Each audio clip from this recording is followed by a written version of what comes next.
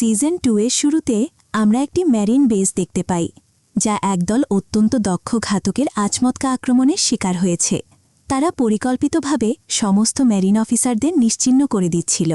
এই আক্রমণকারীদের মধ্যে আমরা এক তরুণীকে দেখতে পাই, যে তার সঙ্গীর সাথে মিলে মানুষকে হত্যা করছে। তারা মূলত একটি এজেন্সির ঘাতক। তাদের নেত্রী নিকো বেসের ভেতরে এগিয়ে যান, যেখানে বেশ কয়েকজন মেরিন তাকে মারার জন্য অপেক্ষা করছিল। তবে নিকোর অবিশ্বাস্য ক্ষমতা রয়েছে, যার মাধ্যমে তিনি মেরিনদের শরীর থেকেই নিজের হাত উৎপন্ন করে তাদের শ্বাসরোধ করে মারতে পারেন। মুহূর্তের মধ্যেই তিনি বেসের সমস্ত মেরিনকে খতম করে দেন। নিকো এবং তার সঙ্গীরা এরপর মিস্টার সেভেনের মৃতদেহের সামনে এসে দাঁড়ান, যাকে আমরা গত সিজনে জুরোর হাতে মরতে দেখেছিলাম। তার ক্ষতবিক্ষত দেহ দেখে তারা ক্ষিপ্ত হয়ে ওঠে। একজন জীবিত মেরিন তাদের জানায় যে জুরো তার বস এক জলদস্যুর সাথে ভ্রমণে বেরিয়েছে। নিকো তখন লফির ওয়ান্টেড বা বাউন্টি পোস্টারটি লক্ষ্য করেন এবং তাকে শিকার করার জন্য নিজেকে প্রস্তুত করেন। मजा आएगा। कहाँ गई? अरे अरे क्या कर रहे हो? এদিকে লুফির জাহাজে আমরা ক্রু সদস্যদের সামনের যাত্রার প্রস্তুতি নিতে দেখি। লুফি যুদ্ধের জন্য বাক্সগুলো গুছিয়ে নিচ্ছিলেন, আর সানজি রান্নায় ব্যস্ত ছিলেন। তবে তাদের দুজনেরই রসদ ফুরিয়ে আসছিল এবং কেনাকাটা করার প্রয়োজন ছিল। তারা নামির সাথে দেখা করেন, যিনি তাদের জানান যে তারা এখন গ্র্যান্ড লাইনের প্রবেশপথের কাছাকাছি পৌঁছে গেছেন। নামি বুঝিয়ে বলেন যে মূল রাস্তাটি বিপজ্জনক দানব এবং জলদস্যুতে পরিপূর্ণ হলেও তারা একটি পাহাড়ি নিরাপদ কিন্তু ঝুঁকিপূর্ণ পথ নিতে পারেন। গ্র্যান্ড লাইনে প্রবেশের আগে তারা কেনাকাটা এবং রসদ সংগ্রহের জন্য পাশের একটি দ্বীপে থামার সিদ্ধান্ত নেন। জুরো এবং লফি এতে রাজি হন, বিশেষ করে যেহেতু জুরোর তলোয়ারগুলো ভেঙে গিয়েছিল। নামি উল্লেখ করেন যে কাছের এই দ্বীপে একটি বন্দর রয়েছে, যেখানে গোল্ড রজারকে ফাঁসি দেওয়া হয়েছিল। এটি সেই জায়গা যেখানে তার গল্পের সমাপ্তি ঘটেছিল এবং ওয়ান পিসের যুগের সূচনা হয়েছিল।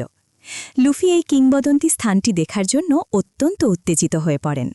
এরপর গল্পটি অতীতের স্মৃতিতে ফিরে যায়, যেখানে গোল্ড রজারের ফাঁসি দেখার জন্য আদালতের বাইরে প্রচুর মানুষ জড়ো হতে দেখা যায়। কারাগারের ভেতরে রজারের সাথে গার্পের দেখা হয়। তারা দুজন অনেক দিন ধরে একে অপরকে ধাওয়া করছিলেন এবং রজার সাধারণত পালিয়ে যেতে সক্ষম হতেন। কিন্তু গার্প এখন তাকে জানান যে কিভাবে তাকে মৃত্যুদণ্ড দেওয়া হবে। রজার গার্পকে একটি শেষ দায়িত্ব দেন। তিনি চান গার্প যেন তার ছেলের দেখাশোনা করেন। রজার বুঝিয়ে বলেন যে তার সন্তানের সাথে জলদস্যু রাজা হিসেবে তার জীবনের কোনো সম্পর্ক নেই। রজার মনে প্রাণে একজন ভালো মানুষ ছিলেন তা জানতে পেরে গার্প প্রথমে রেগে গেলেও শেষ পর্যন্ত তার অনুরোধে রাজি হন।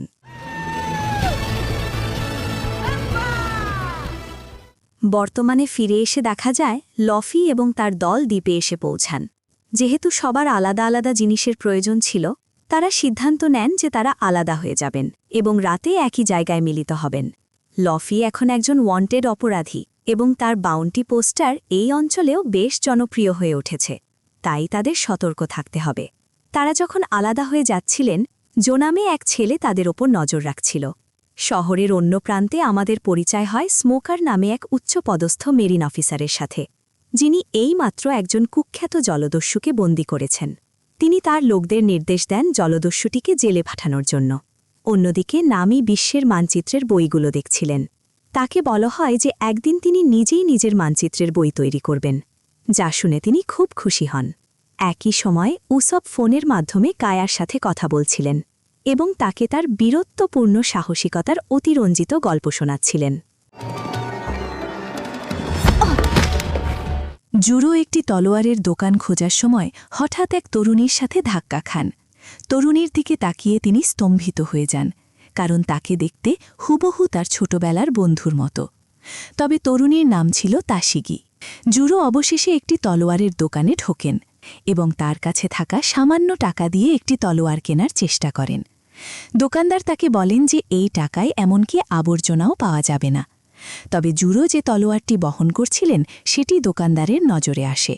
সেটির গুণমান পরীক্ষা করার পর লোভী দোকানদার জুরোকে ঠকানোর চেষ্টা করে এবং তার তলোয়ারটির বদলে অন্য 3টি তলোয়ার এবং কিছু নগদ টাকা দেওয়ার প্রস্তাব দেয়।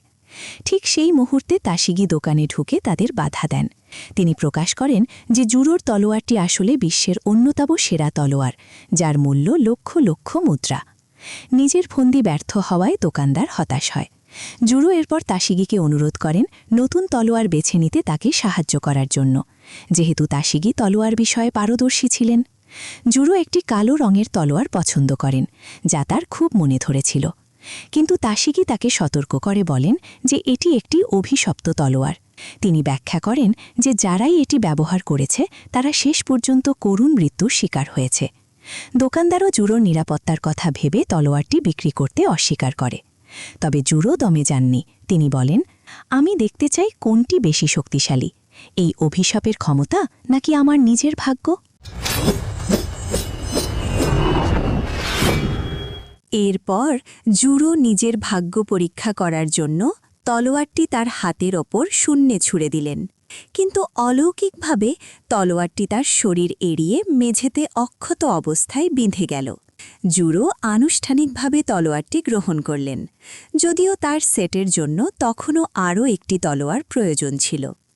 এদিকে উসপ এবং সানজি যখন খাবারের রসদ সংগ্রহে ব্যস্ত ছিলেন, তখন লফি তার কাজ থেকে ছুটি পেয়ে গোল্ড রজার যে ফাঁসির মঞ্চে প্রাণ হারিয়েছিলেন সেটি খুঁজতে বেরিয়ে পড়লেন।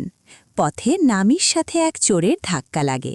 নামি দ্রুত বুঝতে পারেন যে সে একজন অপরাধী এবং উল্টো চোরের মানিব্যাগটি তিনি হাতিয়ে নেন। জো নামে ওই চোরটি বড় বড় কথা বলে নিজের দম্ভ প্রকাশ করতে শুরু করলে নামি তাকে নিয়ে উপহাস করেন এবং চোরটি দ্রুত সেখান থেকে পালিয়ে যায়।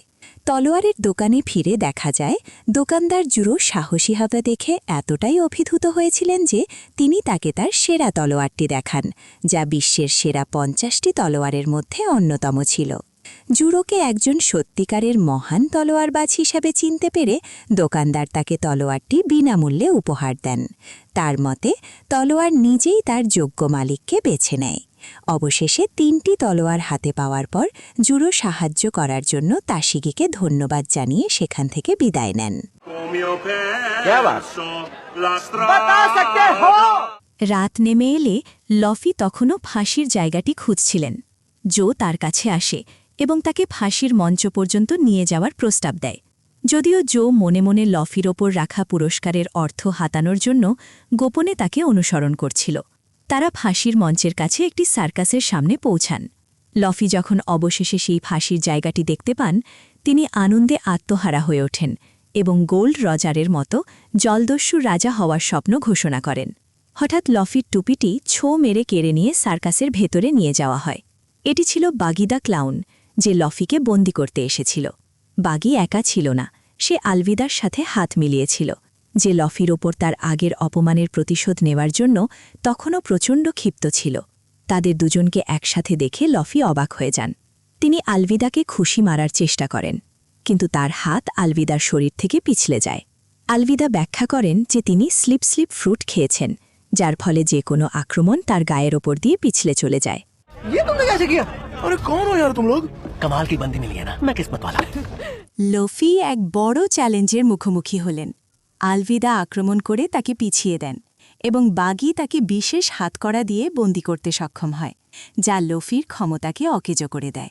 এদিকে স্মোকার খবর পান যে শহরে অসংখ্য জলদস্যু ঢুকে পড়েছে। তিনি তার সহকারী তাশিগিকে নিয়ে দলবলসহ অভিযানে বের হন। নামি এবং ক্রুয়ের বাকিরা নির্দিষ্ট জায়গায় জড়ো হয়ে বুঝতে পারেন যে লফি নিখোঁজ। তারা আন্দাজ করেন যে লফি নিশ্চয়ই ফাঁসির মঞ্চের আশেপাশে কোনো বিপদে পড়েছে এবং তারা তাকে খুঁজতে রওনা হন। ততক্ষণে বাগি এবং আলভিদা সার্কাসের ভেতরে একটি সাজানো বিচার বসিয়েছে এবং আলভিদা লফিকে মৃত্যুদণ্ড প্রদান করে। ঠিক যখন তারা তাকে ফাঁসি দেবার প্রস্তুতি নিচ্ছিল, লফির বন্ধুরা সেখানে এসে পৌঁছায়। একটি বিশাল লড়াই শুরু হয়। নামি এবং উসুপ একসাথে কাজ করেন এবং একটি বিশেষ বোমা ব্যবহার করেন, যা আলভিদার পিচ্ছিল সুরক্ষা ভেদ করে তাকে আহত করে। একই সময়ে ম্যারিন বাহিনীও সেখানে উপস্থিত হয়। তাশিগি জুরোকে লড়াই করতে দেখেন এবং অবশেষে বুঝতে পারেন যে তিনি একজন জলদস্যু। ওদিকে ফাঁসির মঞ্চের উঁচুতে বাগি লফিকে বেঁধে শেষ মুহূর্তের জন্য প্রস্তুত হয়। সে উপহাস করে লফিকে জিজ্ঞেস করে, মরার আগে তোমার শেষ কোনো কথা আছে কি? मेरा नाम है बकेटी लूफी। मैं ही वन पीस को ढूंढूंगा। লফি তার ফুসফুসের সমস্ত শক্তি দিয়ে চিৎকার করে বললেন, আমার নাম মাঙ্কি ডি লফি। আমি সেই ব্যক্তি যে ওয়ান পিস খুঁজে বের করবে এবং জলদস্যুদের রাজা হবে। সেখানে উপস্থিত সবাই তার এই সাহসী ঘোষণা শুনতে পেল। ঠিক যখন বাগি তার তলোয়ার দিয়ে লফিকে আঘাত করতে উদ্যত হল, লফি তার বন্ধুদের দিকে তাকালেন এবং মারা যাচ্ছেন ভেবে ক্ষমা চাইলেন। কিন্তু পরক্ষণেই তার মুখে ফুটে উঠল এক চওড়া ও অকুতভয় হাসি। লফির সে হাসি দেখে স্মোকারের তৎক্ষণাৎ গোল্ড রজারের কথা মনে পড়ে গেল। মৃত্যুভয়হীন সেই অভিব্যক্তি এবং হাসি রজার আর লফির মধ্যে হুবহু এক ছিল। হঠাৎ এক বিশাল বজ্রপাত সেই ফাঁসির মঞ্চের ওপর আঘাত হানল। এতে বাগি বিদ্যুৎস্পৃষ্ট হল এবং পুরো কাঠামোটি ভেঙে পড়ল। লফি অলৌকিকভাবে সেই পতন থেকে বেঁচে গেলেন এবং তার দলের সাথে মিলিত হলেন। লফি জীবিত আছে দেখে সবাই স্তম্ভিত হয়ে গেল। স্মোকার তৎক্ষণাৎ তাদের ধরার জন্য এগিয়ে এলেন, যার ফলে লফির ক্রুরা সেখান থেকে পালাতে বাধ্য হল। পালানোর সময় তাসেগি জুরোর মুখোমুখি হন। তিনি অত্যন্ত ক্ষুব্ধ ছিলেন, কারণ তিনি আগে বুঝতে পারেননি যে জুরো একজন জলদস্যু। তাসেগি অপমানিত বোধ করছিলেন যে এমন একটি কিংবদন্তি তলোয়ার একজন অপরাধীর হাতে রয়েছে। তাদের মধ্যে একটি দ্বৈরাত হয়, কিন্তু জুরো অবশেষে তাকে পরাজিত করে সেখান থেকে পালিয়ে যান এবং তাসেগি বিধ্বস্ত অবস্থায় পড়ে থাকেন। ক্যাপ্টেন স্মোকার হুঁ নৌসেনা সে। অন্যদিকে লফি এবং সানজি সরাসরি স্মোকারের মুখোমুখি হন। তারা তাকে আক্রমণ করার চেষ্টা করলেও স্মোকার খুব সহজেই সানজিকে পরাস্ত করেন। লফি বেশ কয়েকবার আঘাত করার চেষ্টা করেন, কিন্তু স্মোকার এমন একটি ডেভিল ফ্রুট খেয়েছেন যা তার শরীরকে ধোঁয়ায় পরিণত করতে পারে। লফির শারীরিক আঘাতগুলো স্মোকারের শরীরের ভেতর দিয়ে গলে বেরিয়ে যাচ্ছিল। স্মোকার তার শক্তি ব্যবহার করে লফিকে বেশ কিছু শক্তিশালী ঘুষি মেরে মাটিতে চেপে ধরেন। তিনি লফকে উপহাস করে বলেন যে সে জলদস্যু হিসেবে ওয়ান্টেড হওয়ারও যোগ্য নয় এবং তিনি তাকে শেষ করে দেওয়ার জন্য প্রস্তুত হন। ঠিক সেই মুহূর্তে ড্র্যাগন নামে এক রহস্যময় পরম নেতা সেখানে হস্তক্ষেপ করেন এবং স্মোকারকে থামিয়ে দেন। তিনি জানান যে লফির মরার সময় এখনও আসেনি। হঠাৎ এক প্রবল ঝড়ো হাওয়া শুরু হয় এবং স্মোকার তাদের হারিয়ে ফেলেন। লফি এবং তার ক্রুরা কোনো মতে তাদের জাহাজে পৌঁছাতে সক্ষম হন, যদিও লফি জানতেন না যে ড্র্যাগন কে ছিলেন বা কেন তিনি তাকে বাঁচালেন। দূর থেকে ড্র্যাগন জাহাজটিকে চলে যেতে দেখেন। লফি জলদস্যু হওয়ার স্বপ্ন পূরণের পথে এগিয়ে যাচ্ছে দেখে তিনি সন্তুষ্ট হন। तुम्हारा असली मकसद ये नहीं है। পরবর্তীতে একটি বারে তাসেগি যখন জুরোর পালিয়ে যাওয়া নিয়ে রাগে ফুঁসছিলেন, তখন নিকো রবিন তার কাছে আসেন। নিকো তাসেগিকে খুব ভালো করেই চিনতেন, যদিও তাসেগি তার সাথে কথা বলতে অনিচ্ছুক ছিলেন।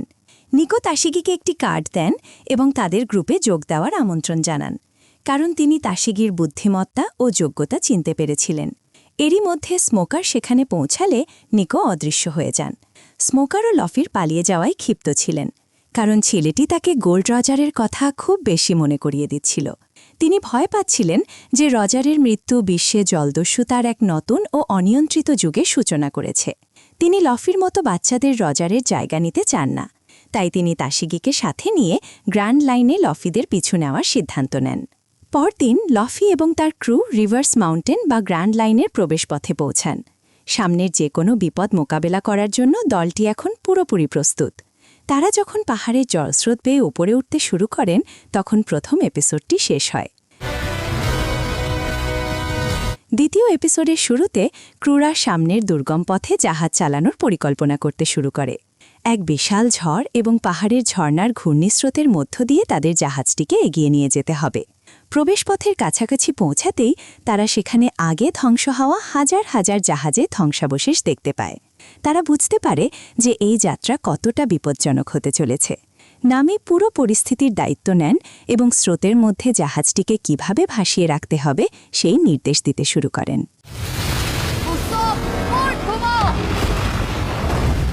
নামি তার সমস্ত শক্তি দিয়ে জাহাজটি নিয়ন্ত্রণ করছিলেন এবং সরাসরি ঝড়ের কেন্দ্রস্থলের দিকে এগিয়ে নিয়ে যাচ্ছিলেন। তারা যখন ঝড়ের মধ্যে প্রবেশ করলেন, নামি বুঝতে পারলেন যে জাহাজের স্টিয়ারিং বা দিক পরিবর্তনের চাকাটি জ্যাম হয়ে গেছে। জুরো এবং সানজি তাকে সাহায্য করতে এগিয়ে এলেন, কিন্তু তারা এতটাই জোরে চাপ দিলেন যে নেভিগেটর হ্যান্ডেলটি সম্পূর্ণ ভেঙে গেল। সেই সংকটময় মুহূর্তে লফি এগিয়ে এলেন। তিনি তার রাবার শক্তির ব্যবহার করে পাহাড়ের খাঁজগুলো ধরে ফেললেন এবং নিজের হাতে জাহাজের দিক পরিবর্তন করতে শুরু করলেন। তার এই হস্তক্ষেপে জাহাজটি বিপজ্জনক পাথরগুলো এড়িয়ে নিরাপদ পথে এগিয়ে চলল। এরপর তারা পালগুলো খুলে দিলেন, যাতে বাতাসের গতিকে কাজে লাগানো যায়, এবং তারা একটি খাড়া ঢালু পথে প্রবেশ করলেন, যা সরাসরি গ্র্যান্ড লাইনের ভেতরে চলে গেছে। জাহাজটি যখন ঢালু পথ দিয়ে প্রচণ্ড গতিতে নিচে নামছিল, ক্রুরা দেখতে পেলেন যে ঝর্ণার নিচে একটি বিশাল তিমি মাছ অপেক্ষা করছে, যা যেন তাদের আস্ত গিলে ফেলার জন্য প্রস্তুত। লফি জাহাজ থেকে লাফিয়ে পড়লেন প্রাণীটিকে থামানোর জন্য, কিন্তু তিমিটি পুরো জাহাজ সহ সবাইকে গিলে ফেলল। কিছুক্ষণ পর লফি ঝর্ণার কাছের একটি পাহাড়ের চূড়ায় জেগে উঠলেন। তিনি দেখলেন যে তিমিটি বারবার পাহাড়ের গায়ে নিজের মাথা দিয়ে আঘাত করছে এবং সেই বাধাটি ধ্বংস করার চেষ্টা করছে। বন্ধুদের বাঁচানোর জন্য মরিয়া লফি ক্ষিপ্ত হয়ে তিমিটিকে আক্রমণ করার চেষ্টা করলেন, কিন্তু সেটি পানি থেকে অনেক দূরে ছিল। লফি যেহেতু সাঁতার জানেন না, তাই তিনি অসহায় বোধ করছিলেন। সেই একই পাহাড়ে ক্রোকাস নামে এক বৃদ্ধ বাস করতেন, যিনি লাইট হাউসের দেখাশোনা করেন। তিনি তিমিটির দিকে একটি বিশাল ইনজেকশন ছুঁড়ে মারলেন। আঘাত লাগার সাথে সাথেই লবুন নামে ওই তিমিটি জ্ঞান হারিয়ে পানিতে পড়ে গেল। লফি যখন চিৎকার করে বললেন যে তিমিটি তার বন্ধুদের খেয়ে ফেলেছে, তখন ক্রোকাস সোজাসুজি জানিয়ে দিলেন যে তারা এতক্ষণে নিশ্চয়ই মারা গেছে। লফি জোর দিয়ে বললেন যে তারা তিমির পেটের ভেতর এখনও বেঁচে আছে। তিনি ক্রোকাসের কাছে সাহায্য চাইলেন। ক্রোকাস ব্যাখ্যা করলেন যে লবণ বহু বছর ধরে পাহাড়টি ভেঙে বের হওয়ার চেষ্টা করছে, এবং আবারও বললেন যে লফি বন্ধুদের আর বাঁচানো সম্ভব নয়। তবে তিমির পেটের ভেতর গোয়িং মেরি জাহাজে ক্রুয়ের বাকিরা তখন পুরোপুরি জীবিত ছিলেন। তারা তাদের চারপাশের অদ্ভুত পরিবেশ দেখে অবাক হলেন, যা দেখতে অনেকটা বিচিত্র এবং কৃত্রিম ল্যান্ডস্কেপের মতো ছিল। নামি তৎক্ষণাৎ জাহাজের ক্ষতি নিরামতের জন্য সবাইকে আলাদা আলাদা কাজ ভাগ করে দিলেন। তিনি নির্দেশ দিলেন যেন তিমির পেটের ভেতর ভাসমান অন্যান্য জাহাজের ধ্বংসাবশেষ থেকে কাজের জিনিসপত্র সংগ্রহ করে জাহাজ ঠিক করা হয়, আর তিনি নিজে বাইরে বের হওয়ার রাস্তা খুঁজতে শুরু করলেন। इत्तला कर दो कि बिलोवर बाइक तैयार रहे। जी कैप्टन। এদিকে তাশিগি এবং স্মোকার সামনের দিকে এগোচ্ছিলেন, কিন্তু গ্র্যান্ড লাইনে প্রবেশের জন্য তাদের সরকারি অনুমতির প্রয়োজন ছিল। স্মোকার যখন অধৈর্য হয়ে রাগে ফুঁসছিলেন, তখন হঠাৎ গার্ব সেখানে তাকে সাহায্য করতে হাজির হন। উচ্চপদস্থ এই দুই মেরিন অফিসার তাদের অধীনস্থদের পেছনে ফেলে একসাথে এগিয়ে চলেন। যাত্রাপথে স্মোকার এবং গার্ব পরিস্থিতি নিয়ে আলোচনা করেন। গার্ব স্মোকারের জেদ এবং তীব্রতার মধ্যে নিজের তোর বাঁশের ছায়া দেখতে পান। স্মোকার প্রকাশ করেন যে তিনি লফি সম্পর্কে সব জানেন। লফি যে ওয়ান পিস খুঁজছে এবং সে যে আসলে গার্পেরই নাতি, তাও তিনি জানেন। তিনি লক্ষ্য করেন যে লফি হুবহু গার্পের মতোই হাসে, আর এই কারণেই স্মোকার তাকে ধরার জন্য আরও বেশি সংকল্পবদ্ধ ছিলেন। গার্প দাবি করেন যে তিনি আর লফিকে রক্ষা করবেন না, এবং মন্তব্য করেন যে ছেলেটি যদি গ্র্যান্ড লাইনে ঢুকে থাকে তবে সে নিশ্চয়ই এতক্ষণে মারা গেছে। তা সত্ত্বেও স্মোকার তাকে ধাওয়া করার ব্যাপারে অনড় থাকেন। গার্প তখন স্মোকারের মনোযোগ অন্যদিকে ঘুরিয়ে দিয়ে বলেন যে আরও বড় একটি বিপদ ঘনিয়ে আসছে। আলাবাস্তা রাজ্য এখন চরম বিশৃঙ্খলার মধ্যে রয়েছে এবং সেখানকার রাজকুমারী নিখোঁজ হয়ে গেছে। তিনি আরও সতর্ক করেন যে ব্যারোক ওয়ার্কস নামে একটি রহস্যময় সংগঠন এখন অত্যন্ত শক্তিশালী হয়ে উঠেছে। স্মোকার যখন উল্লেখ করেন যে লফিকে গ্রেফতার করার পথে ড্র্যাগন স্বয়ং নিজে এসে বাধা দিয়েছেন, তখন গার্প দৃশ্যত স্তম্ভিত হয়ে যান। এরপর তিনি স্মোকারকে বলেন, চল তোমাকে দেখাই আসল বিপদ ঠিক কী রকম। অন্যদিকে স্যানজি এবং উসাপ কাছের একটি পরিত্যক্ত জাহাজ তল্লাশি করছিলেন। প্রয়োজনীয় রসদ খোঁজার সময় তারা সেখানে একটি মৃতদেহ পড়ে থাকতে দেখেন, কিন্তু তারা কাছে যেতেই মৃতদেহটি হঠাৎ ধরফর করে উঠে বসে। লোকটির আচরণ ছিল বেশ অদ্ভুত এবং কিছুটা পাগলাটে। সে নিজেকে মিস্টার নাইন হিসেবে পরিচয় দেয় এবং জানায় যে সে ব্যারোক ওয়ার্কস নামক একটি সংগঠনের ঘাতক। সে তৎক্ষণাৎ তাদের আক্রমণ করে, কিন্তু স্যানজি পাল্টা লড়াই করে দ্রুত তাকে পরাজিত করেন। স্যানজি এবং উসাপ দুজনেই বুঝতে পারেন যে এমন জায়গায় মিস্টার নাইন নিশ্চয়ই একা আসেনি। তিমির পেটের ভেতরে নামি বাইরে বের হওয়া লাস্তা খুঁজছিলেন এবং একই সাথে জাহাজের মেরামতের কাজ তদারকি করছিলেন। সেখানে মিস ওয়েন্সডে নামে এক নারী যোদ্ধার সাথে তার দেখা হয়, যে নামিকে লড়াইয়ের আহ্বান জানায়। শুরুতে মিস ওয়েন্সডে কিছুটা সুবিধাজনক অবস্থানে থাকলেও দ্রুতই স্যানজি ও উসাপ বন্দি মিস্টার নাইনকে টেনে হিচড়ে সেখানে নিয়ে আসেন। শেষ পর্যন্ত তারা দুই ঘাতককেই বন্দি করে ফেলেন। এদিকে লফি লক্ষ্য করেন যে ক্রোকাস একটি শক্তিশালী ঘুমের ওষুধ বা সিডেটিভ তৈরি করছেন। ক্রোকাস ব্যাখ্যা করেন যে লাবুন স্বাভাবিকভাবে জেগে না ওঠা পর্যন্ত তাদের অপেক্ষা করতে হবে, কারণ তিমিটি যখন সক্রিয় থাকে তখন সেটির পেটের ভেতরে রাস্তা দিয়ে বের হওয়া অসম্ভব। তিনি আরও জানান যে বর্তমানে দিনে প্রায় ২০ বার তাকে এই ওষুধ দিয়ে শান্ত রাখতে হয়। লফি যখন জিজ্ঞেস করলেন কেন লাবুন বারবার পাহাড়ের দেয়ালে মাথা কুটে আত্মঘাতী হওয়ার চেষ্টা করছে, তখন ক্রোকাস এক করুণ অতীত কাহিনী শোনান। रेड लाइन में सिर पटक कर मरना चाहे। वो ऐसे अपना सिर क्यों पटकता है धड़ धड़? বহু বছর আগে রাম্বার পাইরেটস নামে একটি জলদস্যু দল এই জায়গায় এসেছিল। তারা ছিল একটি সঙ্গীতপ্রেমী দল যারা তাদের চমৎকার গান দিয়ে লাগুনকে আনন্দিত রাখত। ক্রোকাস তাদের সাথে দেখা করেছিলেন এবং তাদের সঙ্গীতের প্রশংসা করেছিলেন। জলদস্যুদের নেতা লাগুনকে তাদের পোষা তিমি হিসেবে পরিচয় করিয়ে দেন, যে একসময় তার নিজের দল থেকে বিচ্ছিন্ন হয়ে গিয়ে এই জলদস্যু জাহাজ অনুসরণ করতে শুরু করেছিল। তারা খুব ভালো বন্ধু হয়ে ওঠে এবং লাগুন তাদের সাথেই ওয়ান পিসের পথে ভ্রমণ শুরু করে। ওই দলের একজন বিশেষ ব্যক্তি একটি নির্দিষ্ট গান গেয়ে তিমিটিকে সবসময় হাসি খুশি রাখতেন। ক্রোকাস জলদস্যুদের সতর্ক করেছিলেন যে সামনের সমুদ্র ভয়ঙ্কর দানবে পরিপূর্ণ, যারা লাগুনকে খেয়ে ফেলার চেষ্টা করবে। তখন দলের নেতা ঘোষণা করেছিলেন যে তাদের প্রতিটি সদস্য এই তিমির জন্য প্রাণ দিতে প্রস্তুত। তবে ক্রোকাস তাদের মনে করিয়ে দেন যে গ্র্যান্ড লাইন লাগুনের মতো তিমির জন্য অত্যন্ত বিপজ্জনক এবং সেখান থেকে বেঁচে ফেরা প্রায় অসম্ভব। ফলস্বরূপ নেতা ক্রোকাসের সাথে একটি চুক্তি করেন। তারা পুরো বিশ্ব ঘুরে পুনরায় এই স্থানে ফিরে না আসা পর্যন্ত লাগুন ক্রোকাসের তত্ত্বাবধানে থাকবে। তারা হাসি খুশি লাগুনকে পেছনে ফেলে বিদায় জানিয়ে চলে যান। কিন্তু অত্যন্ত দুঃখের বিষয় হল রুম্বার পাইরেটস আর কখনোই ফিরে আসেনি। এই কাহিনী শুনে লফিকে বিষণ্ণ দেখায় এবং তিনি জানান যে ছোটবেলায় অন্য জলদস্যুদের কাছ থেকে শেখা সেই প্রিয় গানটি তার এখনও মনে আছে। ক্রোকাস ব্যাখ্যা করেন যে লাগুন বিশ্বাস করে তার বন্ধুরা পাহাড়ের ঠিক ওপাশেই রয়েছে, তাই সে বারবার পাহাড়টি ভেঙে বের হওয়ার চেষ্টা করে, যা তার পক্ষে কখনোই সম্ভব নয়। ক্রোকাস তাকে ওষুধ দিয়ে ঘুম পাড়িয়ে যাতে সে নিজের ক্ষতি না করে, কিন্তু বছরের পর বছর ব্যবহারে সেই ওষুধের কার্যকারিতা কমে আসছে। তিনি লক্ষ্য করেন যে লাগুনও লফির মতোই তার বন্ধুদের ব্যাপারে হাল ছাড়তে নারাজ। লফি ক্রোকাসকে বলেন যে তিনি খুব ভালো একজন মানুষ। ওদিকে পানির ধারে নামের নির্দেশ অনুযায়ী উসব গোয়িং মেরি জাহাজটি পুরোপুরি মেরামত করার জন্য আপ্রাণ চেষ্টা করছিলেন। ইতিমধ্যে ক্রুয়ের বাকি সদস্যরা মিস্টার নাইন এবং মিস ওয়েন্সডেকে বেঁধে রাখেন এবং তারা ঠিক কারা ও কী উদ্দেশ্যে এখানে এসেছে তা জানার জন্য জিজ্ঞাসাবাদ করতে থাকেন। সেই মুহূর্তে মিস্টার নাইন এবং মিস ওয়েন্সডে দুজনেই ক্রুদের হুমকি দিতে শুরু করেন। তাদের কথাবার্তা শুনে জুরো তৎক্ষণাৎ বুঝতে পারেন যে তারা ব্যারক ওয়ার্কস নামক সংগঠনের হয়ে কাজ করছে। জুরো তখন প্রকাশ করেন যে তিনি নিজেই ওই সংগঠনের মিস্টার সেভেনকে হত্যা করেছিলেন। ढूंढ निकालना है ऐसा संगठन है जिसकी जड़ें ग्रैंड लाइन से लेकर।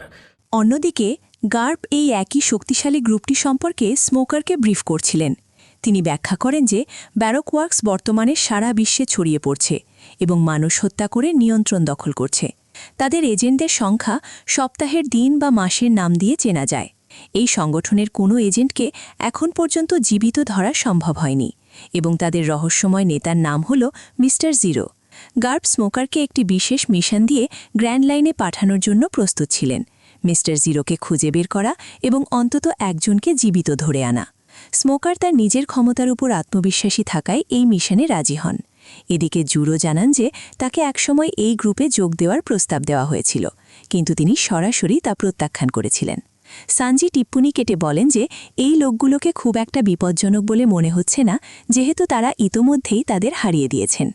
জবাবে মিস্টার নাইন দাবি করেন যে তিমি মাছের পেটে আটকা পড়ে তিনি দুর্বল হয়ে গেছেন বলেই এমনটা হয়েছে। যখন ক্রু সদস্যরা তাদের পরিস্থিতির কথা উল্লেখ করেন, তখন মিস ওয়েন্সডে বুঝতে পারেন যে নামি জাহাজটি সঠিকভাবে পরিচালনা করতে পারেননি বলেই তারা এখানে আটকা পড়েছেন।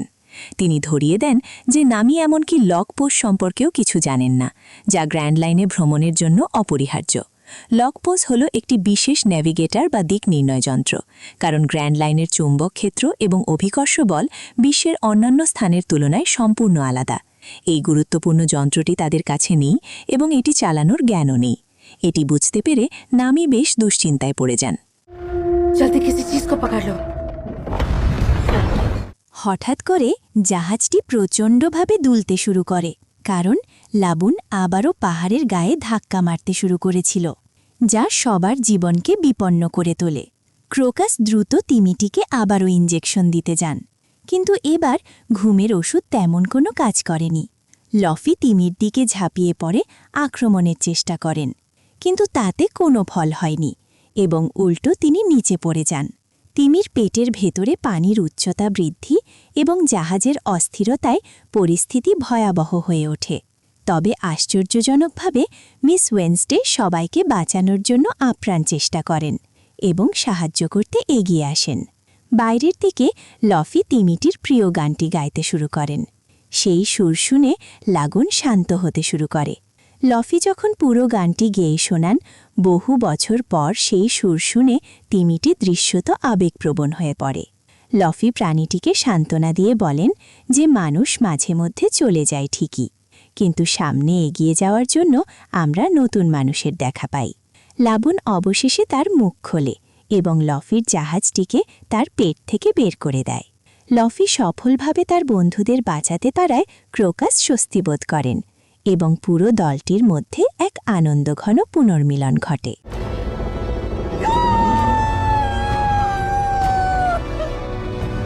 অন্য এক জায়গায় স্মোকার এবং গার্ব তাদের পরিকল্পনা চূড়ান্ত করছিলেন।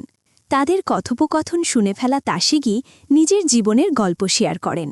তিনি প্রকাশ করেন যে তিনি মেরিন অফিসার হয়েছিলেন কারণ তার স্বপ্ন ছিল খারাপ মানুষ, বিশেষ করে বাউন্টি হান্টারদের কিংবদন্তি তলোয়ারগুলো মন্য কাজে ব্যবহার করা থেকে থামানো।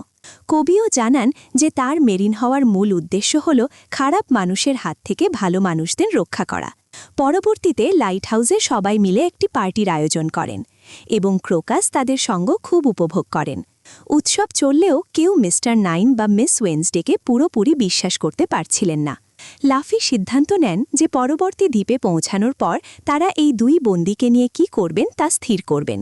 নামি আবারও তার উদ্বেগের কথা জানান এবং স্বীকার করেন যে লক পোজ কীভাবে কাজ করে তা না জেনে তিনি জাহাজ সামলাতে পারবেন না। ক্রোকাস তাকে আশ্বস্ত করেন এবং ব্যাখ্যা করেন যে লক পোজ হল এমন এক ন্যাভিগেটর যা শুধুমাত্র গ্র্যান্ড লাইনেই কাজ করে। তিনি জানান যে তার কাছে একটি অতিরিক্ত লক পোজ আছে এবং সেটি তিনি তাদের উপহার দেন।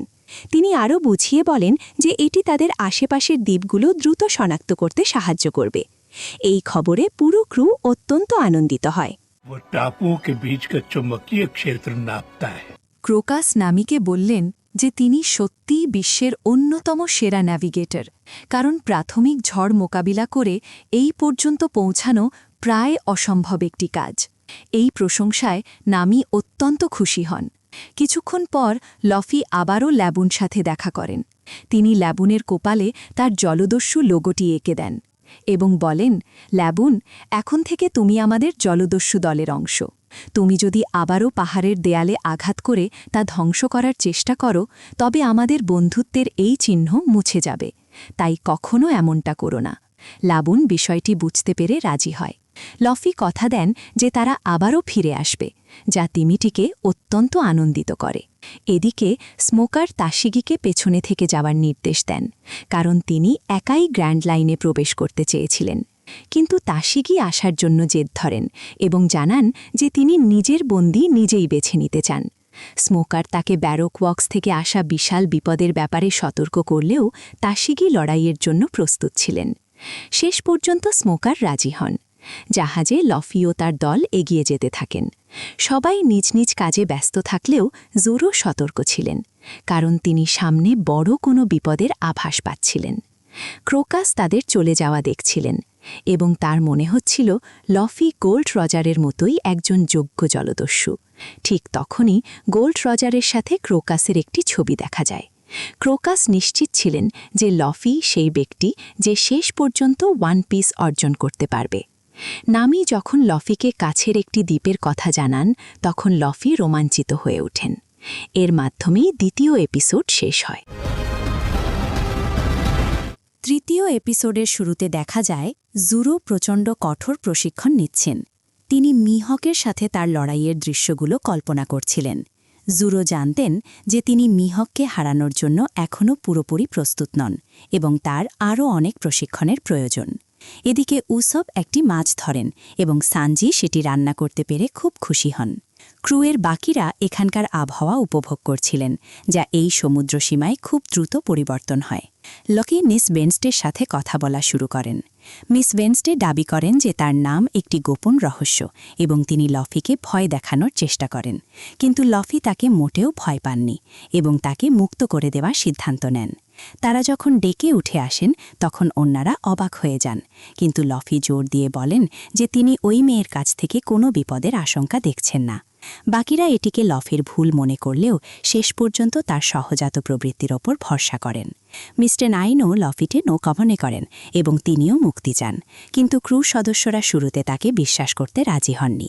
মিস ওয়েনসডে সামনের একটি দ্বীপের দিকে নির্দেশ করেন এবং ক্রু সদস্যরা সেটি দেখার জন্য উত্তেজিত হয়ে পড়েন। इतने बड़े। सही से नहीं पता लग रहा पर वहाँ एक शहर बसा है। सवारी के लिए शुक्रिया गधों। তারা গ্র্যান্ড লাইনে তাদের প্রথম গন্তব্য ক্যাকটাস আইল্যান্ডে পৌঁছান। ততক্ষণে মিস্টার নাইন এবং মিস ওয়েনসডে মুক্ত হয়ে গেছেন। তারা দুজনেই বিদায় জানিয়ে পানিতে ঝাঁপিয়ে পড়েন।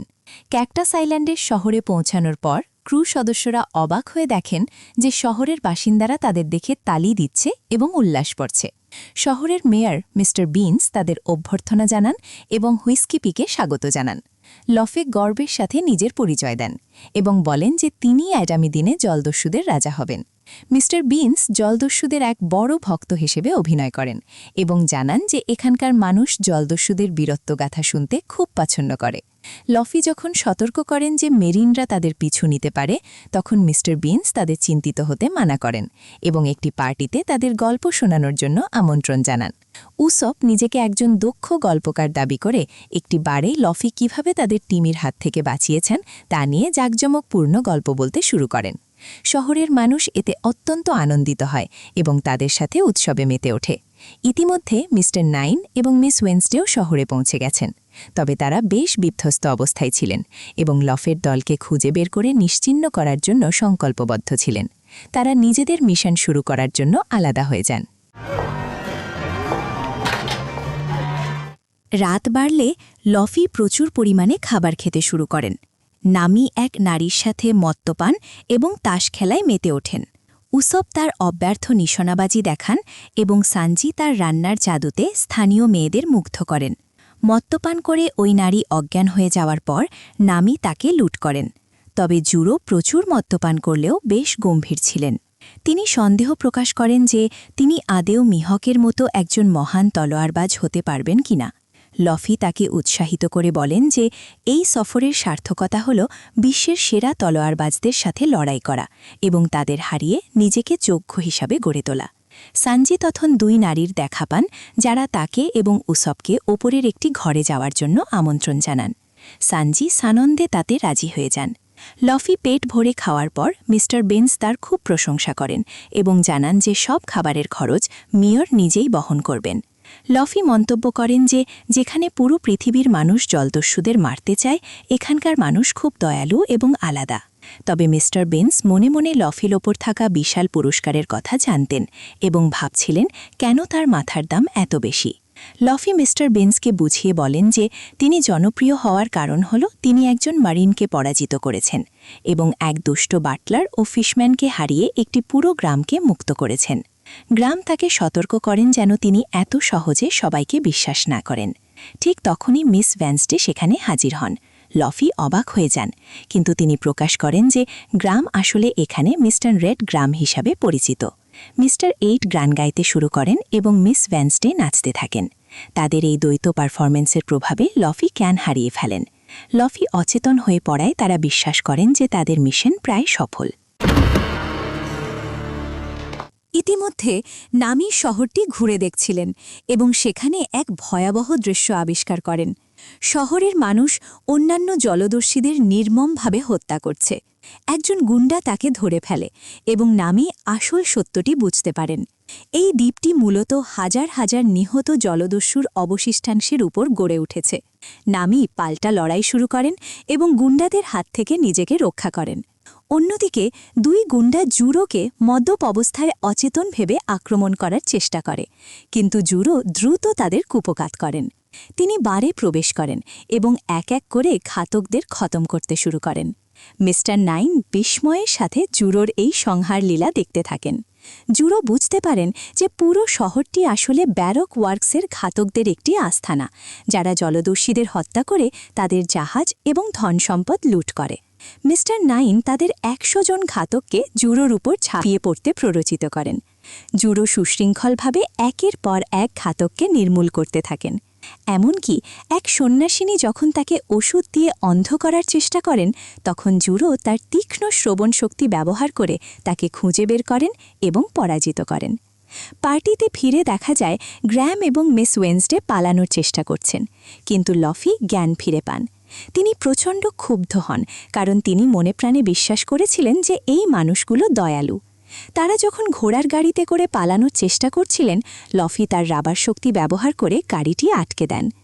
এই বিশৃঙ্খলার মধ্যে এক বিশাল ঘাতক জুরোকে আক্রমণ করে এবং হাতুড়িতে হাত করে তাকে দূরে ছিটকে ফেলে। জুরো ঠিক সেখানে গিয়ে পড়েন যেখানে সানজি এবং উসুপ ঘুমাচ্ছিলেন, এবং তিনি ওই দুই যমজ ঘাতককে খতম করেন যারা তার বন্ধুদের ওপর আক্রমণ করতে যাচ্ছিল। লফি শেষ পর্যন্ত সেই গাড়িটি বিধ্বস্ত করেন এবং নামি সেখানে উপস্থিত হন। মিস ওয়েন্সডে এবং গ্রাম প্রকাশ করেন যে তারা আসলে যা দেখাচ্ছেন তা নন। হঠাৎ করে মিস্টার 5 এবং মিস ভ্যালেন্টাইন নামে দুই উচ্চপদস্থ ঘাতক সেখানে উপস্থিত হয়। তারা একটি গোপন তথ্য ফাঁস করে দেয়। মিস ওয়েন্সডে এবং গ্রাম আসলে গুপ্তচর, যারা ব্যারক ওয়ার্কসকে ভেতর থেকে ধ্বংস করার জন্য সেখানে যোগ দিয়েছিলেন। মিস্টার 5 তার ভয়ঙ্কর ক্ষমতা প্রদর্শন করেন। তিনি তার শৈলের যে কোনো অংশকে, এমনকি নাকের ময়লাও বোমায় পরিণত করতে পারেন। মিস ভ্যালেন্টাইন প্রকাশ করেন যে তিনি নিজের ওজন নিয়ন্ত্রণ করতে পারেন, যা দিয়ে তিনি প্রতিপক্ষের ওপর ভেসে থাকতে বা তাদের পিষে ফেলতে পারেন। তারা নামি এবং মিস ওয়েন্সডেকে আক্রমণ করে, ফলে সবাই চারদিকে ছড়িয়ে পড়ে। তাদের যখন তাড়া করা হচ্ছিল, জুরো ঘাতক বাহিনীর মূল অংশের সাথে লড়াই চালিয়ে যান।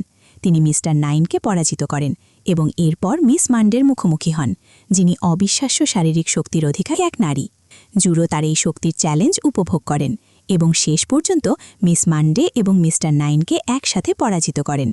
যখন তার লড়াই শেষ হয়, ততক্ষণে তিনি ১০০ জন ঘাতককেই খতম করে দিয়েছেন। জুরোর এক দর্শনে বা কল্পনায় আবারও মিহক আবির্ভূত হন এবং তাকে মনে করিয়ে দেন যে তাকে এখনও অনেক কঠোর প্রশিক্ষণ নিতে হবে। छोटी सी ये लड़की बहुत काबिल है। মিস্টার 5 এবং মিস ভ্যালেন্টাইন যখন তাদের বিস্ফোরক তাড়া চালিয়ে যাচ্ছিলেন, তখন নামি এবং লফি মিস ওয়েন্সডেকে জিজ্ঞেস করেন কেন এই সংগঠন তাকে মেরে ফেলতে চায়। তিনি তার আসল পরিচয় প্রকাশ করেন।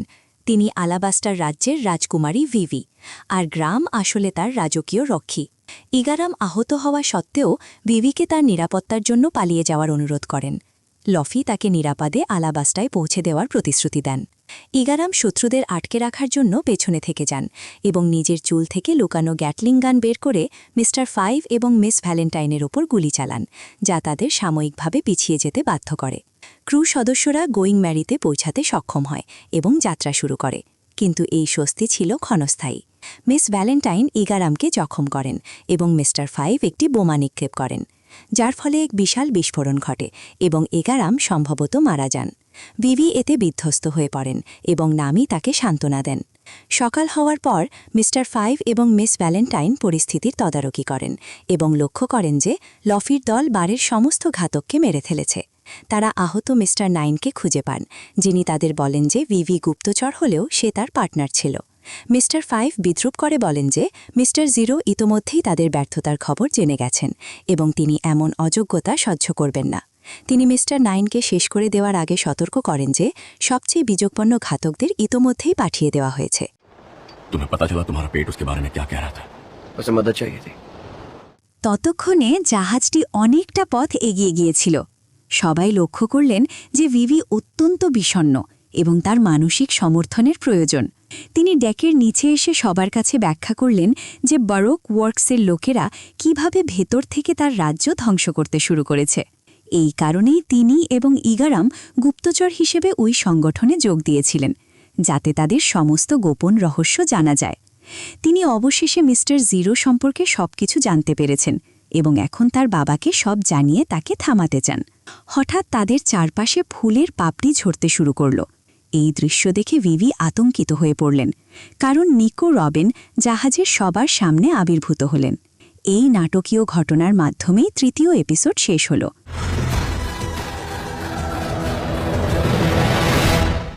চতুর্থ এপিসোডের শুরুতে নিকো ক্রুদের প্রশংসা করতে শুরু করলেন, কারণ তারা ক্যাকটাস আইল্যান্ড থেকে জীবিত ফিরে আসতে পেরেছেন। ভিভি সবাইকে সতর্ক করলেন যে নিকো এই সংগঠনের অন্যতম বিপজ্জনক ঘাতক। নিজের শক্তির প্রমাণ দিতে নিকো তার অদ্ভুত ক্ষমতা ব্যবহার করে মুহূর্তের মধ্যে সবাইকে মাটিতে চেপে ধরলেন। তিনি তাদের বললেন যে যদি তিনি সত্যিই তাদের মারতে চাইতেন তবে অনেক আগেই মেরে ফেলতেন। তিনি উল্লেখ করলেন যে তিনি ভিভিকে চেনেন এবং লফি সম্পর্কেও অনেক কিছু শুনেছেন। নিকো যখন লফির টুপিটি ছিনিয়ে নিলেন, লফি প্রচণ্ড ক্ষিপ্ত হয়ে উঠলেন। तुम्हारा लॉग पोस्ट तुम्हें जिस टापू पे जा रहा है उसे कहते हैं लिटिल। নিকো এরপর তাদের জানালেন যে তাদের পরবর্তী গন্তব্য হল লিটল গার্ডেন আইল্যান্ড এবং সেখানে গেলে তারা নিশ্চিতভাবেই মারা যাবেন বলে সতর্ক করলেন। তিনি তাদের একটি বিশেষ দিক নির্ণয় যন্ত্র দেওয়ার প্রস্তাব দিলেন, যা দিয়ে তারা দূরের অন্য একটি দ্বীপে যেতে পারবেন, যেখানে তারা বারোকওয়ার্কসের ঘাতকদের হাত থেকে লুকিয়ে থাকতে পারবেন, কারণ সেখানে কেউ তাদের খুঁজতে আসবে না।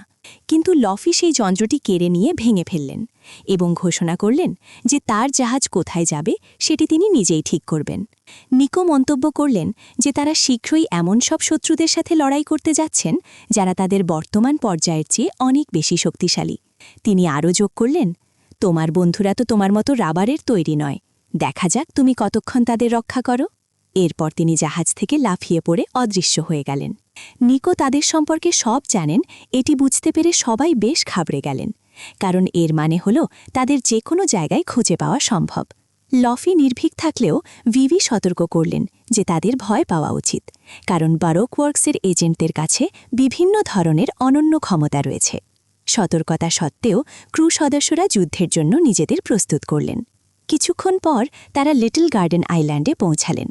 সেখানে গাছগুলো ছিল বিশাল আকৃতির, যদিও জঙ্গলে ঢোকার সময় শুরুতে এটি ক্রুদের কাছে খুব বেশি অস্বাভাবিক মনে হয়নি। তারা সেখানে বিশাল আকারের ফল এবং গাছপালা আবিষ্কার করলেন।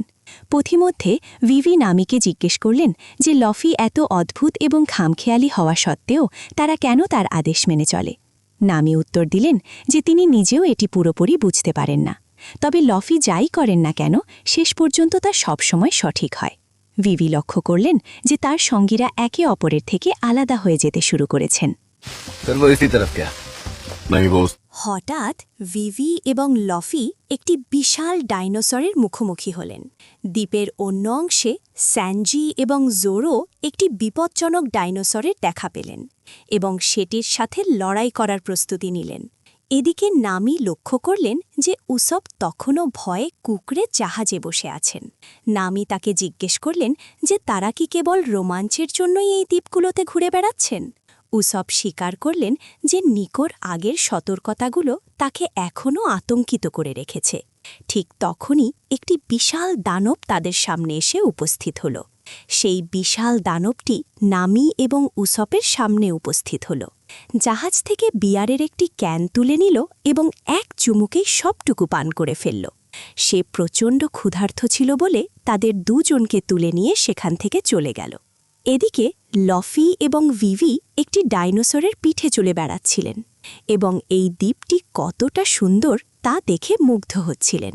ভিভি মন্তব্য করেন যে লফি কখনো কাউকে ভয় পায় না। লফি বিষয়টি হেসে উড়িয়ে দিলেন। ভিভি তার রাজ্যের চমৎকার প্রাসাদ ও সুন্দর বাগানগুলোর বর্ণনা দিতে শুরু করলেন, যা শুনে লফি খুব খুশি হলেন। দ্বীপের অন্য অংশে জোরো এবং স্যানজি মিলে একটি ডাইনোসরকে সফলভাবে পরাজিত করেন। তবে তাদের মধ্যে একটি তুচ্ছ বিতর্ক শুরু হয়, কারণ তারা দুজনেই প্রমাণ করতে চাইছিলেন যে শেষ আঘাতটি কে করেছে, জোরো তার তলোয়ার দিয়ে নাকি স্যানজি তার লাথি দিয়ে। তারা যখন তর্ক করছিলেন, জোরো কাছেই একটি অদ্ভুত শব্দ শুনতে পেলেন। ঝোপের আড়াল থেকে কেউ তাদের ওপর নজর রাখছিল এবং সে জোরোর পায়ে একটি অদ্ভুত চিহ্ন এঁকে দিতে সক্ষম হয়। এই চিহ্নটি জোরোর ওপর তাৎক্ষণিক শারীরিক প্রভাব ফেলে, যার ফলে তিনি অনিয়ন্ত্রিতভাবে হাসতে শুরু করেন। कैसे पता? मेरी नाक कभी गलत नहीं होती। অন্যদিকে লফি তার প্রখর ঘ্রাণশক্তি ব্যবহার করে কিছু খাবারের সন্ধান পান এবং মাছ খেতে শুরু করেন। খাওয়ার সময় তিনি দ্বিতীয় এক দানবের মুখোমুখি হন এবং তাকে দেখে লফি ও ভিভি দুজনেই স্তম্ভিত হয়ে যান। ফিরে আসা যাক নামি এবং উসবকের কাছে। তারা দেখলেন যে প্রথম দানবটি একটি গুহার ভেতর খাবার তৈরি করছে। দানবটিকে একজন অভিজ্ঞ যোদ্ধার মতো দেখাচ্ছিল বলে নামি উসবকে তার বড় বড় বীরত্বের গল্প শুনিয়ে তাকে বিনোদিত রাখতে বললেন। উসব প্রচণ্ড আতঙ্কিত থাকলেও সামনে এগিয়ে এলেন এবং বরাবরের মতো তার সাহসিকতার আজগুবি গল্প শোনাতে শুরু করলেন। দানবটি নিজের পরিচয় দেয় ব্রগি হিসেবে এবং জানায় যে সে অ্যালবাফ নামক এক দানবদের রাজ্য থেকে এসেছে। নামি এবং উসব দ্রুত বুঝতে পারলেন যে ব্রগি তাদের খাওয়ার জন্য আনেনি। সে আসলে খুব একা ছিল এবং কেবল কথা বলার জন্য কাউকে খুঁজছিল। শীঘ্রই তাদের তিনজনের মধ্যে বন্ধুত্ব হয়ে যায়। ইতিমধ্যে মিস্টার 5 এবং মিস ভ্যালেন্টাইন দ্বীপে নাচতে নাচতে উপস্থিত হন। তারা তাদের লক্ষ্যবস্তু শিকার করার জন্য সেখানে এসেছিলেন। তারা যখন জঙ্গলের ভেতর দিয়ে এগোচ্ছিলেন তখন তাদের সাথে মিস্টার 3 এর দেখা হয়, যে একজন অত্যন্ত বিপজ্জনক ঘাতক। মিস্টার 3 এর কাছে ওয়্যাক্স ফ্রুটের ক্ষমতা ছিল, যার মাধ্যমে সে মোম তৈরি করে সেটিকে যে কোনো রূপ দিতে পারত।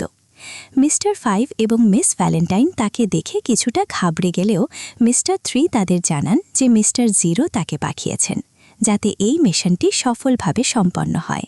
তিনি আরও যোগ করেন যে তার পার্টনার জঙ্গলের অন্য কোথাও ইতিমধ্যে নিজের কাজ শুরু করে দিয়েছেন। ये सच में लजीज है।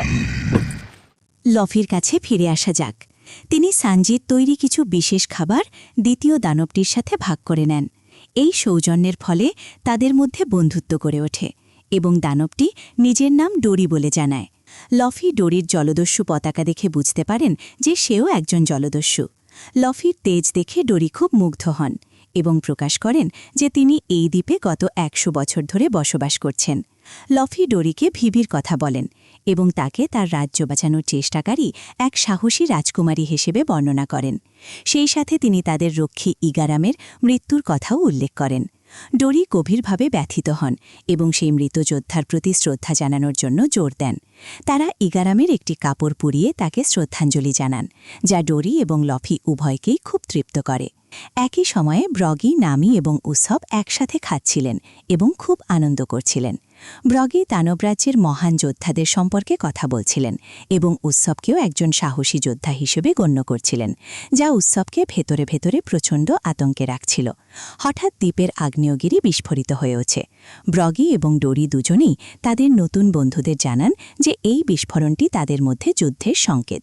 তারা প্রকাশ করেন যে তারা গত 100 বছর ধরে এই দ্বীপে লড়াই করছেন, তাদের দেবতাদের সামনে এটি প্রমাণ করতে যে তাদের দুজনের মধ্যে শ্রেষ্ঠ যোদ্ধা কে। গত 1 শতাব্দীতে ৭৬,০০০ বার লড়াই করা সত্ত্বেও তারা কেউ কাউকে পরাজিত করতে পারেননি। এমনকি 100 বছর পর তারা কেন লড়াই শুরু করেছিলেন সেই আসল কারণটিও তারা এখন ভুলে গেছেন। अब तो मुझे इसकी वजह भी याद नहीं। लड़ने की वजह याद नहीं है, एक दूसरे से इतनी नफरत करते हो कि উসপো ঘোষণা করলেন যে এই দানবরা তাদের সম্মান ও মর্যাদার লড়াই লড়ছে। তারা যখন সেখান থেকে যাওয়ার প্রস্তুতি নিচ্ছিলেন তখন নামি গুহার ভেতরে এক অদ্ভুত অনুভূতি অনুভব করতে শুরু করেন। তিনি লক্ষ্য করলেন যে কেউ তার পায়ে একটি রহস্যময় চিহ্ন এঁকে দিয়েছে, যা তার আবেগ ও অনুভূতিকে পুরোপুরি বদলে দিচ্ছে। এদিকে সানজি লক্ষ্য করলেন যে জোরো খুব বিচিত্র আচরণ করছেন। তিনি নিজেকে নিয়ন্ত্রণ করার চেষ্টা করলেও পাগলের মতো ফল কাটছিলেন এবং অট্টহাসি থামাতেই পারছিলেন না। সানজি শেষ পর্যন্ত পরাজিত ডাইনোসরটিকে জাহাজে নিয়ে যাওয়ার জন্য সেখান থেকে চলে যান। তিনি জানতেনই না যে জোরো কতটা লড়াই করছেন এবং মিস ভ্যালেন্টাইন আড়াল থেকে তাদের ওপর নজর রাখছে। অন্যদিকে নির্ধারিত দৈরাছার জন্য ডোরি এবং ব্রগি মিলিত হলে পুরো দলটিও সেখানে একত্রিত হয়। প্রচণ্ড প্রতিদ্বন্দ্বী হওয়া সত্ত্বেও তারা পুরনো বন্ধুদের মতো একে অপরকে অভিবাদন জানান, কারণ তাদের এই লড়াই ছিল স্রেফ সম্মানের। কিন্তু মিস্টার 5 গোপনে তাদের পানীয়র সাথে বিস্ফোরক বোমা মিশিয়ে অন্তর্ঘাত ঘটিয়েছিলেন। নিজেদের ঐতিহ্য রক্ষার্থে লড়াইয়ের আগে 2 দানবী সেই পানীয় পান করেন।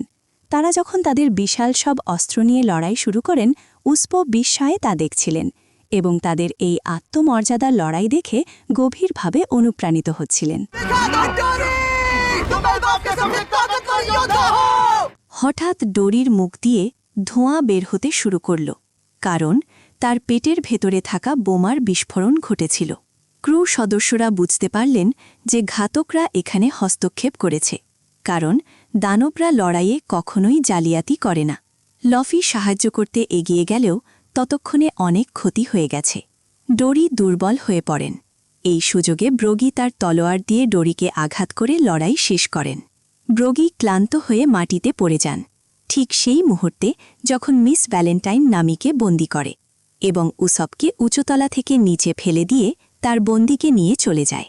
উসব আহত ডোরিকে খুঁজে পান এবং বুঝতে পারেন যে তিনি মারা যাননি, কিন্তু মারাত্মকভাবে জখম হয়েছেন।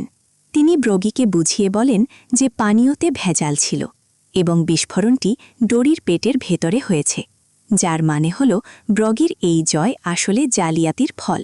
এই অসম্মানজনক জয়ের কথা শুনে ব্রগি বিধ্বস্ত হয়ে পড়েন এবং দুঃখে সেখান থেকে চলে যান।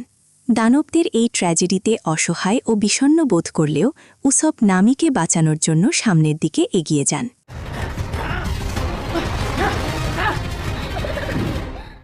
এদিকে লফি অন্যদের খোঁজার সময় একটি ছোট বাচ্চাকে কাঁদতে দেখেন, যে নিজেকে হারিয়ে গেছে বলে দাবি করছিল।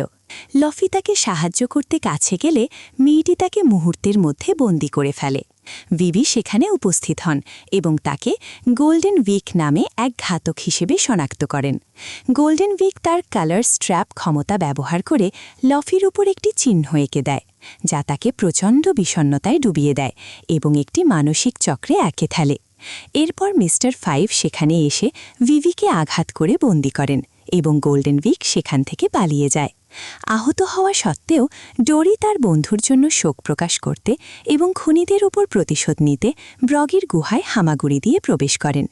তবে মিস্টার 3 সেখানে আবির্ভূত হন এবং তার ফ্যাক্স ক্ষমতা ব্যবহার করে মোমের ছুরি তৈরি করে ব্রগিকে আরও জখম করেন। মিস্টার 3 এর মোম একবার জমে গেলে তা ইস্পাতের মতো শক্ত হয়ে যেত।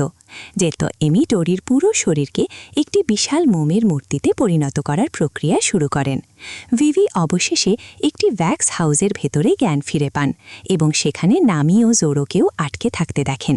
এই ভয়াবহ পরিস্থিতির মাধ্যমেই এপিসোডটি শেষ হয়।